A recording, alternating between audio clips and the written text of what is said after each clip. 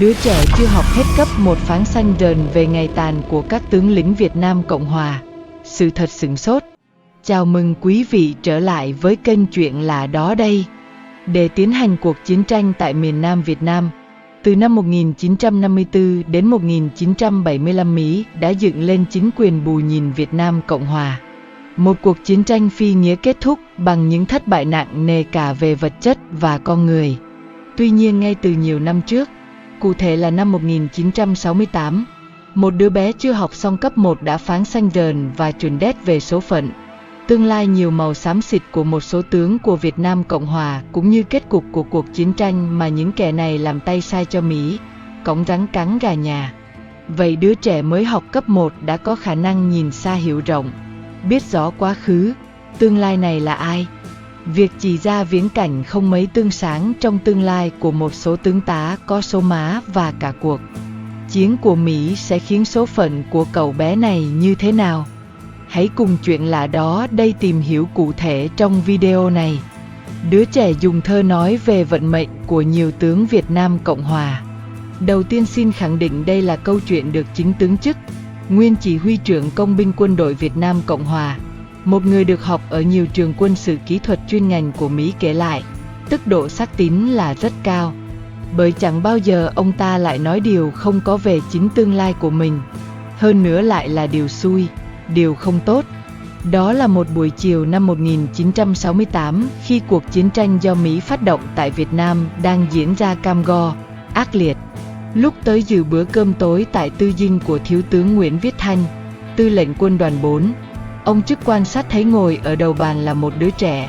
Ngồi kế bên có mặt một loạt tướng lĩnh khác của Việt Nam Cộng Hòa gồm chuẩn tướng Nguyễn Hữu Hạnh, tư lệnh phó lãnh thổ quân đoàn, đại tá Nguyễn Văn Ánh, tư lệnh sư đoàn 4 không quân, đại tá Huỳnh Văn Lạc tham mưu trưởng, và nhiều người khác. Khi mọi người vừa vào bàn ăn, tướng Thanh đã đứng lên giới thiệu giọng đầy trịnh trọng. Đây là ông Đạo Nhỏ ở Hồng Ngự, được mời tới đây để ăn cơm và nói chuyện với chúng ta. Tiếp theo, ông Thanh giới thiệu từng thực khách với ông Đạo Nhỏ một cách hết sức tỉ mỉ và lịch sự. Về đứa trẻ được giới thiệu là ông Đạo Nhỏ, thực tế lúc đó mới lên 8 tuổi, là con của ông Trần Kim Quy, hiệu trưởng một trường học ở quận Hồng Ngự. Thường ngày thì các tướng đều ăn mặn, nhưng hôm nay, do sự xuất hiện của ông Đạo Nhỏ, một vị khách đặc biệt nên tất cả dùng cơm chay. Ông Đạo Nhỏ không ăn mặn. Các tướng của Việt Nam Cộng Hòa không muốn thất lễ với vị khách nhỏ tuổi. Sau khi cơm nước xong xuôi, mỗi người được phân phát một tờ giấy và một cây viết chì. Tướng Thanh nói ông Đạo Nhỏ dù ít tuổi nhưng có hiểu biết rất đáng nể, có thể xem và nói rõ về chuyện quá khứ và cả tương lai. Chỉ có điều không nói chuyện được mà phải trao đổi qua viết chữ trên giấy. Ai muốn hỏi gì ông Đạo Nhỏ cứ viết ra rồi đưa ổng sẽ giải đáp tường tận. Tướng Thanh là người viết câu hỏi đầu tiên, rồi đưa qua cho ông Đạo Nhỏ. Lập tức đứa bé cầm viết rào rào rất nhanh xong rồi đưa lại cho ông Thanh. Ông Thanh coi xong úp tờ giấy xuống mặt bàn. Sau đó tới lượt chuẩn tướng Nguyễn Hữu Hạnh. Ông Chức ngồi gần nên liếc thấy đứa trẻ viết câu trả lời toàn bằng thơ, hầu hết là thơ ngụ ngôn, tức câu 5 chữ. Ông Chức chủ động nhường cho mọi người đặt câu hỏi trước, bản thân thì chờ đến lượt cuối cùng. Ông Chức viết trong giấy là: xin ông Đạo Nhỏ cho biết tương lai vận mệnh của ông Chức. Ông Chức đưa cho ông Thanh. Ông Thanh coi qua một chút rồi chuyển cho đứa trẻ. Ông Đạo Nhỏ viết xuống mấy chữ: đưa về nhà rồi sẽ cho sau, nghĩa là không giải đáp liền, trong khi mấy ông kia thì trả lời ngay. Sau đó, ông Đạo Nhỏ tỏ ý muốn đi ra đằng sau chơi, được dẫn ra phía sau hàng 3 ngồi chơi một mình. Số người còn lại trong phòng truyền tay nhau những tờ giấy có câu trả lời của đứa trẻ, không ai giấu giếm. Ông Chức chỉ nhớ câu chót thôi, không thể nhớ hết nguyên bài. Bài thơ trả lời cho tướng Thanh thì câu cuối cùng là tu mau đi kẻo muộn. Bài thơ trả lời đại tá Ánh và một đại tá khác cũng viết giống hệt như vậy. Điều trùng hợp là cả ba ông này đều có một câu kết như nhau.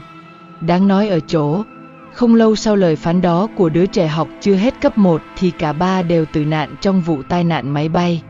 Riêng của ông Hạnh thì đứa bé cho một bài thơ đường luật gồm 8 câu 7 chữ. Câu cuối cùng là thân bại danh liệt tướng miền Tây. Khi kết thúc câu chuyện, tướng Thanh nói là ông Đạo nhỏ muốn về nhà của ông Chức chơi, ngày hôm sau đi về bằng trực thăng riêng. Viên chuẩn tướng chở đứa trẻ về nhà, kêu lính trực đem một cái ghế bố với đầy đủ mùng mền cho nghỉ ngơi ngay tại phòng khách. Sáng dậy, hai người điểm tâm bằng cháo trắng. Trong khi ông Chức ăn với đường hay thịt cá thì đứa trẻ ăn 3 chén cháo với muối. Đặc biệt là dù trời lạnh hay nóng, đứa trẻ cũng đều thích ra ngồi phía sau nhà, hướng mắt về phía nghĩa trang quân đội ngồi yên, không nói gì cả cho tới trưa.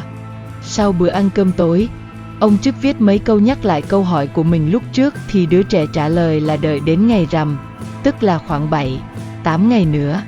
Trong thời gian lưu lại, nhiều khi con ông Chức đi học về đến nắm tay, nắm chân kéo ra ngoài chơi giỡn, nhưng ông Đạo nhỏ cứ ngồi im thin thít không nói không rằng, và không thích vui đùa như mấy đứa con nít cùng trang lứa. Đây là một đứa trẻ đặc biệt, những gì nói ra chẳng phải là vô lý. Những gì diễn ra trên thực tế sau đó đã chứng minh điều này. Đến ngày rằm, ông Chức cho mấy đứa con đi ngủ sớm, đóng cửa phòng không cho ra ngoài, rồi chuẩn bị vào phòng khách để hầu chuyện ông Đạo nhỏ. Đứa trẻ 8 tuổi liền viết lên giấy yêu cầu viên chuẩn tướng đốt 2 cây đèn cầy đỏ thật lớn để trên 2 cái chân đồng và tắt hết đèn điện. Một tập giấy học trò 200 trang và một cây viết. Bắt đầu viết lên tờ giấy, ông cứ đặt câu hỏi và viết lên đây, mỗi trang giấy là một câu hỏi. Còn nhớ, khi đứa trẻ cho mấy ông tướng tá kia thì mỗi người chỉ được một bài thơ, riêng ông Chức thì được cả một cuốn tập 200 trang. Đại ý những điều đứa trẻ viết về vận mệnh cho ông Chức như sau. Khi về già, cái mệnh cũng như ông Khương Thượng, tức Khương Tử Nha, đời nhà Châu giúp vua diệt nhà Thương, ngồi câu trên sông Vị Thủy chờ Châu Văn Vương tới rước làm đại tướng quân cầm quân đánh vua trụ, chứ không phải như lúc còn trẻ. Viên chuẩn tướng cho rằng kế tiếp hỏi về chuyện quốc gia. Ông Đạo nhỏ trả lời chuyện quốc gia là đã lên tới 100 trang. Ông Chức hỏi hoài từ 7 giờ tối tới 12 giờ khuya, hỏi đâu đứa trẻ trả lời đến đó. Đặc biệt, tất cả đều trả lời bằng thơ, từ đường luật thất ngôn bát cú đến cả bài toàn chữ B. Đứa trẻ cũng cho ông Chức bài thơ khởi đầu toàn là chữ B mà lại viết liền không cần suy nghĩ.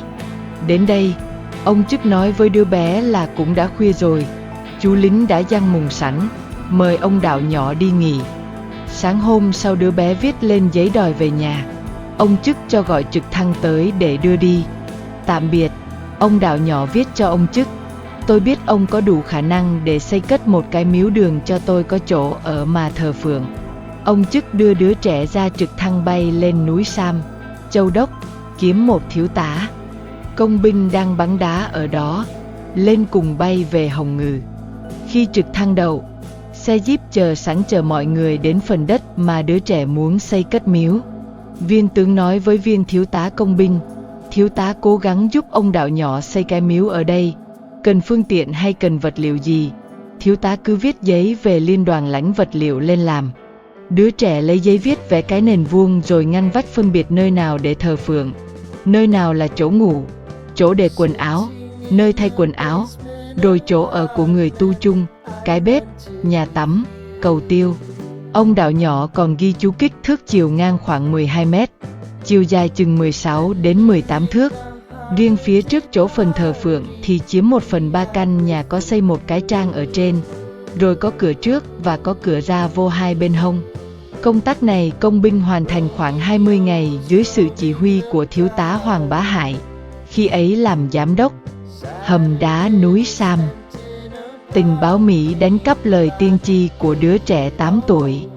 Về tập thơ 200 trang ghi nhận lời tiên tri của ông Đạo nhỏ con đường phía trước của bản thân, nên ông Chức coi đi coi lại hoài, nghiền ngẫm nhiều lần, sau đó mang về Sài Gòn cẩn thận cất vào tủ sách trong nhà.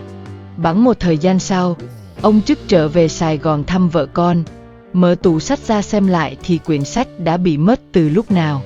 Ông Chức hiểu chuyện gì đã xảy ra nên đến gặp Côn Bi. Thôi bây giờ đã nghiên cứu xong rồi, cho tôi xin lại dù là bản sao cũng được. Côn Bi, nhân viên tình báo Mỹ, CIA, lập tức từ chối, thậm chí còn dọa ngược lại ông Chức vì những thông tin ghi trong đó. Không được, nó đã thành một văn kiện tối mật. Chính Tổng thống Mỹ cũng không được xem chứ đừng nói việc trả lại anh. Câu chuyện ly kỳ, lại toàn người thật, toàn quan chức cấp cao của chế độ cũ và gắn liền với những sự kiện có thật.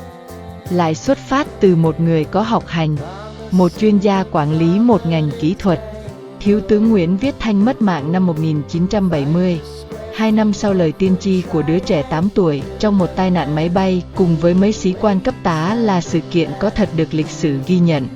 Tuy nhiên, câu chuyện, nội dung lời tiên tri của ông Đạo nhỏ được công bố sau khi nhiều nhân chứng đã mất sau khi cuộc chiến tranh Việt Nam kết thúc hàng chục năm. Tài liệu gốc của ông Đạo thì Cục Tình báo Mỹ CIA đang giữ, nên cũng khó đối chứng. Tổng thống Việt Nam Cộng Hòa Ngô Đình Diệm cầu xin các tướng lĩnh dưới quyền điều gì trước ngày bị đảo chính. Người Mỹ luôn khẳng định không muốn anh em họ Ngô phải trả giá bằng mạng sống, trong khi nhóm tướng lĩnh đảo chính lại khăng khăng chúng tôi không liên quan đến cái chết của gia đình ông Ngô Đình Diệm. Vậy ai mới là kẻ xuống tay? Ngày 2 tháng 1 năm 1963, quân đội của Ngô Đình Diệm thua trận tại chiến trường ấp Bắc, Cai Lậy, tỉnh Mỹ Tho, nay là Tiền Giang. Đây là thất bại đầy đau đớn khiến người Mỹ không thể chấp nhận. Khi đó quân Việt Nam Cộng Hòa đông hơn gấp 4 lần phía Cộng sản, với sự yểm trợ của thiết giáp và máy bay trực thăng, thế nhưng vẫn thua tan tác. Sau lần thảm bại này, ngày 25 tháng 2, lần đầu tiên Tổng thống John Kennedy nghĩ về một kế hoạch rút quân Mỹ khỏi Việt Nam. Tin này khiến Ngô Đình Diệm có cảm giác bị phản bội. Quan hệ giữa Việt Nam Cộng Hòa và Washington đầy căng thẳng. Cả Ngô Đình Diệm lẫn người Mỹ đều bắt đầu xét lại mối quan hệ từ trước đó. Cố vấn tòa đại sứ John McCain cấp báo về Bộ Ngoại giao Mỹ như sau: việc căng thẳng này có thể gây hậu quả tai hại cho chúng ta với ông Ngô Đình Diệm hơn cả một phản ứng công khai. Cuối tháng 3, ông Ngô Đình Nhu bắt tay vào kế hoạch ngăn chặn đảo chính do Mỹ sắp đặt. Thế nhưng, không gì có thể ngăn chặn được sự sụp đổ của Việt Nam đệ nhất Cộng Hòa. Hàng loạt biến cố xảy ra tính từ tháng 4 năm 1963 trở đi chỉ là giọt nước làm tràn ly. Bởi về đối nội, gia đình ông Ngô Đình Diệm bị chống đối khắp nơi. Còn về đối ngoại, Mỹ muốn một sự thay thế người đứng đầu Việt Nam Cộng Hòa.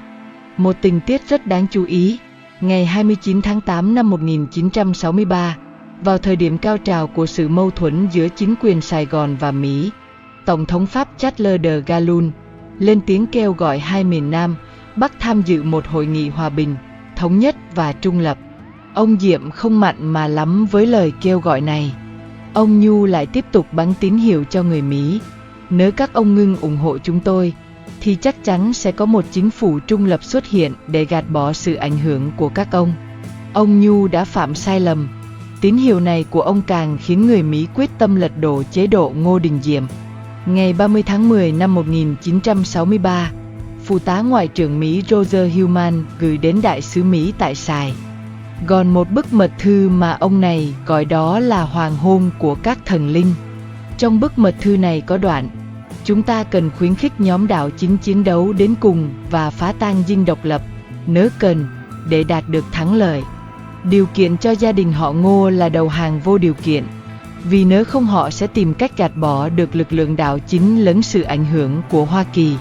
Nếu gia đình họ Ngô bị bắt sống, vợ chồng ông Nhu phải nhanh chóng bị tống xuất sang Pháp hay bất cứ nước nào muốn nhận họ. Riêng ông Diệm, tùy thuộc vào ý muốn của các tướng lĩnh tham gia đảo chính. Theo ông Kekon, giám đốc Cục Tình báo CIA thời đó, Tổng thống Kennedy luôn nhấn mạnh không được đối xử với ông Diệm cách nào tệ hơn là lưu đày. Tướng Taylor tiết lộ, Tổng thống đang họp và nhận được tin hai anh em ông Ngô Đình Diệm, Ngô Đình Nhu đã bị hạ sát. Tổng thống đứng phắt dậy, chạy vọt ra khỏi phòng họp. Khuôn mặt Tổng thống lúc đó lộ ra vẻ xúc động và choáng váng mà tôi chưa từng thấy bao giờ. Nhưng tôi không hề tin cố Tổng thống John Kennedy lại xúc động đến vậy khi nghe tin ông Ngô Đình Diệm và Ngô Đình Nhu bị trừ khử. Sau khi anh em họ Ngô ra đi mãi mãi, ngày 2 tháng 11 năm 1963, Bộ Ngoại giao Mỹ có chỉ thị cho lãnh sự Mỹ ở Huế rằng cần phải cho Ngô Đình Cận tị nạn nếu sinh mạng của ông ta bị nguy hiểm do bất cứ phía nào. Tiếp đến, Ngày 4 tháng 11, Bộ Ngoại giao tiếp tục gửi điện hỏa tốc cho Đại sứ Mỹ ở Sài Gòn, nhắc lại, cần phải tránh việc hãm hại ông Ngô Đình Cẩn bằng mọi giá. Chúng ta phải tận dụng mọi phương tiện của chính chúng ta để đưa ông ấy rời khỏi miền Nam Việt Nam. Nếu cần thiết thì đưa luôn mẹ của ông ấy đi. Ngày 5 tháng 11, tức là chỉ sau một ngày, Bộ Ngoại giao Mỹ có công điện hỏa tốc gửi Đại sứ Mỹ tại Sài Gòn. Tướng Đỗ Cao Chí xuất hiện trước lãnh sự quán Mỹ ở Huế, nói ngắn gọn: các ông giao Ngô Đình Cẩn cho chúng tôi, nếu không chúng tôi sẽ không đảm bảo sự an toàn cho lãnh sự quán. Sau khi xin lệnh của Washington, phía lãnh sự quán Mỹ đã giao Ngô Đình Cẩn cho tướng Chí, kèm theo lời đề nghị, các ông có quyền xét xử, nhưng không được phép xử tử ông ấy. Chính Đại sứ Mỹ Cabot Lodge cũng trấn an Washington rằng, ông Cẩn sẽ không bị xử tử. Thế nhưng, ngày 22 tháng 4 năm 1964, Ngô Đình Cẩn đã bị chính quyền mới kết án tử hình và bị thi hành án vào ngày 10 tháng 5 năm 1964. Ngô Đình Diệm, Ngô Đình Nhu và Ngô Đình Cẩn đều bị đoạt mạng bởi nhóm tướng lĩnh đảo chính. Bởi cả nhóm tướng lĩnh đảo chính lẫn người Mỹ đều sợ vào ngày mà gia đình họ Ngô có thể lật ngược thế cờ. Người Mỹ không muốn để lại hậu họa, bởi họ thừa sức biết, Ngô Đình Diệm năm 1963 đã không còn là Diệm của những năm trước đó. Ông Diệm thời điểm 1963, như một con hổ đã bị tước hết vuốt lẫn cắt gọn nanh. Trong báo cáo của Cabot Lodge gửi Washington sau ngày 1 tháng 11 năm 1963 thể hiện, người hạnh phúc nhất sau cái chết của anh em họ Ngô chính là Đại sứ Mỹ tại Sài Gòn. Cabot Lodge trước khi sang Sài Gòn đã rất muốn thay thế Ngô Đình Diệm. Thậm chí, cái chết của anh em họ Ngô cũng được Cabot Lodge đón nhận rất hân hoan. Việc ông Diệm và ông Nhu bị sát hại là ngoài ý muốn của các tướng lĩnh tham gia đảo chính. Hơn nữa đây chỉ là chuyện không may, bởi không ai có thể giữ hết được trật tự khi đảo chính xảy ra. Cabot Lodge còn minh chứng cho thói cáo già của mình. Ông đã nhận lời với linh mục Cao Văn Luận, viện trưởng Đại học Huế rằng, tôi sẽ làm mọi cách để ông Cẩn không bị khép án tử hình. Lời tôi hứa với cha hôm nay cũng là lời tôi hứa với Đức Giáo Hoàng. Vậy bây giờ, trước mặt cha tôi xin nhắc lại lời hứa đó. Trở lại thời khắc rạng sáng ngày 1 tháng 11 năm 1963, sau một thời gian mật đàm với Corne, nhân viên cấp cao của Cục Tình báo Mỹ, CIA, tướng Dương Văn Minh quyết định cho nhóm đảo chính tấn công dinh độc lập. Lực lượng phòng vệ ở dinh nhanh chóng thất thủ. Anh em Diệm Nhu tháo chạy khỏi dinh độc lập về ẩn náu tại nhà thờ Cha Tam ở khu chợ lớn. Tại đây, Tổng thống Ngô Đình Diệm chính thức phát đi tín hiệu đầu hàng nhóm đảo chính. Trước khi chạy sang nhà thờ Cha Tam, khi quân đảo chính đang bao vây dinh độc lập, cả ông Diệm và ông Nhu đều rất bình tĩnh. Thậm chí, ông Nhu còn trấn an ông Diệm rằng cứ yên tâm, sẽ có một cuộc phản, đảo chính kiểu như Trần Thiện Khiêm và Huỳnh Văn Cao từng làm vào tháng 11 năm 1960. Niềm tin của ông Nhu chủ yếu dựa trên hai kế hoạch Bravo 1 và Bravo 2 đã được ông giao cho tướng Tôn Thất Đính, tổng trấn Sài Gòn, gia đình thực hiện khi xảy ra chính biến. Nhưng, anh em ông Diệm đều không nhìn thấy rõ tướng Đính lại là người nằm trong nhóm tướng lãnh cầm đầu cuộc đảo chính, lật đổ mình. Đến khi phát hiện ra sự thật, ông Diệm không còn cách nào khác là dựa vào niềm hy vọng cuối cùng là cái uy của một tổng thống, người từng hất cẳng Bảo Đại, tống cổ Nguyễn Văn Hinh, dẹp loạn Bình Xuyên, trấn áp các giáo phái ở miền Nam, loại bỏ các đối thủ chính trị sừng sỏ lên làm tổng thống, nhằm thương thuyết một cuộc ra đi trong danh dự với nhóm tướng lĩnh cầm đầu. Ông ta đã chủ động gọi cho tướng Trần Văn Đôn, cánh tay phải của tướng Dương Văn Minh để thương lượng. Tướng lĩnh các anh đang làm cái gì vậy? Thưa cụ, chúng tôi đã đề nghị với cụ nhiều lần rằng cụ cần cải cách chính sách theo nguyện vọng của nhân dân, nhưng đã không được cụ quan tâm. Bây giờ, đã đến lúc quân đội phải đáp ứng nguyện vọng của nhân dân. Mong cụ hiểu cho chúng tôi. Tại sao chúng ta không ngồi lại với nhau để nói chuyện? Chúng ta sẽ bàn về cái mạnh và cái yếu của chế độ. Từ đó, tìm ra con đường nhằm củng cố lại chế độ. Có lẽ đã quá muộn để ngồi lại. và việc bàn luận là không còn cần thiết nữa. Thưa cụ, chưa bao giờ là muộn cả. Do đó, tôi mời tất cả các anh đến dinh để cùng bàn. Và cuối cùng, đưa ra một giải pháp khiến cả hai phía đều thỏa mãn. Thưa cụ, tôi phải hỏi ý kiến của những người khác xem sao. Sau cuộc điện đàm với tướng Đôn, ông Diệm đã phần nào mường tượng được mình không còn là người nắm quyền lực tối thượng trong nền đệ nhất Cộng hòa. 16 giờ 30 phút ngày 1 tháng 11 năm 1963, tức buổi chiều ngày đảo chính, ông Diệm gọi điện thoại cho đại sứ Mỹ Cabot Lodge, một đơn vị quân đội đang làm loạn. Và thông qua ông đại sứ, tôi muốn biết thái độ của người Mỹ về vấn đề này ra sao. Xin lỗi Tổng thống, tôi không nắm được thông tin đầy đủ về chuyện này để trả lời Tổng thống. Hơn nữa, thưa Tổng thống, hiện tại đang là 4 giờ 30 phút sáng theo giờ Việt Nam.